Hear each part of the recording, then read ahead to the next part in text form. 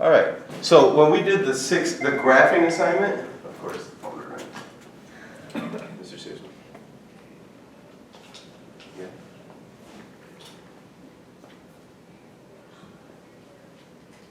Okay, thank you. Leave your stuff here. Go ahead. Yeah, here's something. I think I know what it is. Okay. All right, so we did the graphing assignment, and I said you could skip 1 and 2. Remember on that quiz where you could skip the first 2? The number 2 was this, okay? And now that once you figure out how to graph this, you're gonna say, oh man, that was so easy, we should have just done it. Could have been easy points, okay? So first things first, let's talk about what it means to be the x-intercept and the y-intercept. What do you think the y-intercept is, first of all? When we deal with slope-intercept, it's there. When you look at a graph, what is the y-intercept? So the y-axis is the one that's up and down, right? So the y-intercept is where the graph crosses that axis. Does that make sense? Okay, where the graph crosses that axis. In fact, that's pretty much what we're going to say word for word.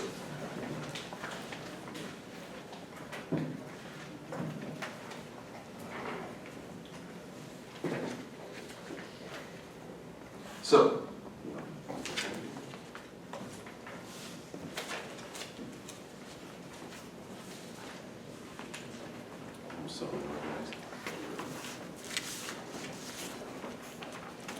it is the point, in fact both of these are a point, okay? We're going to go to y-intercept first here, the second line, okay? The point, underline that because it is a point, and it is 0, y. So anything on the y-axis has 0 for the x, because I didn't go any left or right, I just went up and down. Where the line crosses the y-axis. Okay. Again, we're talking about the y-intercept, so it's where it crosses the y-axis. Now the x-intercept, well, what do you think? What do you think? Is that point x 0, where the line falls? Absolutely. It's the point. So if the y-intercept is 0, y, the x-intercept is x0, and you said that perfectly. Okay. The point x0, where the line, and when I say the line, I mean like your graph, okay, the line you're graphing, crosses the x-axis. Again, it's a point, and it's where it crosses. So we've got these 3 forms here. This is, and I mean, we're not that concerned, this is called slope-intercept. This one is called point-slope, which we're really never going to deal with this year. And this is called standard form, this one here.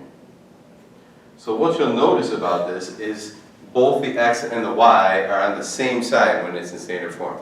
And that makes it really easy to graph when c is divisible by a and b. In other words, when this term can be divided perfectly by this term and by that term.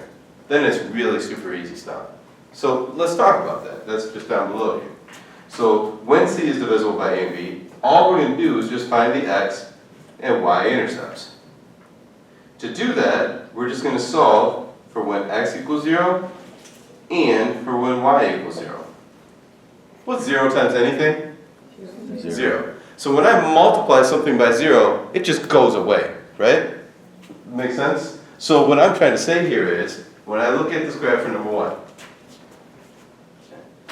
on number 1, I can eliminate something when x equals 0. In other words, matter of fact, let's maybe put it here. X int, y int. And by that I mean x-intercept and y-intercept. On the x-intercept, I said this up above, y equals 0. And on the y-intercept, x equals 0. Why is that significant? Because it eliminates a term and we just got to solve for it. So like right here, for my x-intercept, if I plug in 0 for y, that whole term kind of goes away. Can you solve that? What does x equal? So I have 2x equals 6, right? And we just divide. So what I call this is the cover-up method. And you're going to hear me say this a lot, the cover-up method. Because literally, this term goes away, so I just cover it up and I solve. Well, that means that 2x equals 6. We know how to solve that. We just divide both sides by 2. X equals 3. We'll come back to, matter of fact, let's just go fill that in. So right here, based on what Noella was saying too, I've got 3, 0 as my intercept. Again, we always have 0 in the y spot. I know that because I know x is 3 and y is 0. For the next one, x is 0. So we could probably plug that baby in right away. 0 right here. I'm plugging 0 in right here. And again, what happens here is I can just cover up that term because 0 times anything is 0. That goes away.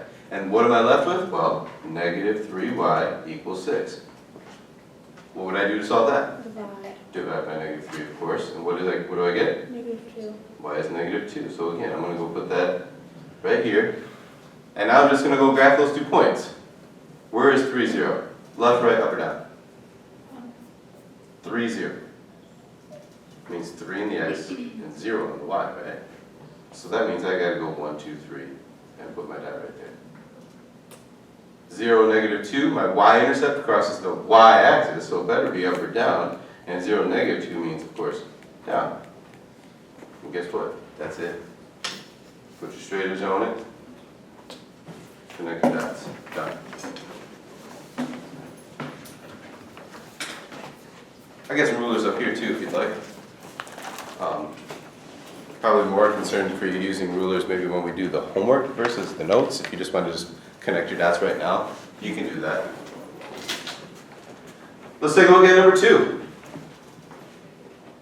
And some of this you're going to start to you're just going to start to see it. What should I do in number 2? Just cover it up. Just cover it up and divide it, right? So I wrote all this stuff over here. You don't have to write all this stuff over here. All you need to do really is for the x-intercept, and again, after this problem, you really don't need to write this. I think I'm just writing it up here to make sure you organize your thoughts here. The x-intercept, well, look what that means. Just set the x term equal to the number. The y-intercept just meant take the y term instead of equal. So for the x-intercept, I get 3x equals negative 12. For the y-intercept, I get 4y equals negative 12. Again, because I'm covering up. For the x-intercept, I'm just covering up 4y, the cover-up method. I get 3x equals negative 12. For the y, I get 4y equals negative 12. So if you don't want to write this up, you can literally just use your finger, your pen, whatever you got, cover up each one. Oh, x is going to be negative 4. 0. Y is going to be negative 3. And how did I get that? Well, I just divided these. X is negative 4, y is negative 3. Plot those on your graph. Which direction do I have to go for x is negative 4? Left. So I go left 4, put my dot. For y to be negative 3, where do I go? Down. Down. In 3. And connect my dots. I'm done. Anybody remember this? Yeah. Okay. What do you think? Not that bad, is it? Oh, you guys try the 2 at the bottom. Okay? You guys try, I don't know why I skipped number 3, it was silly. You guys try 4 and 5.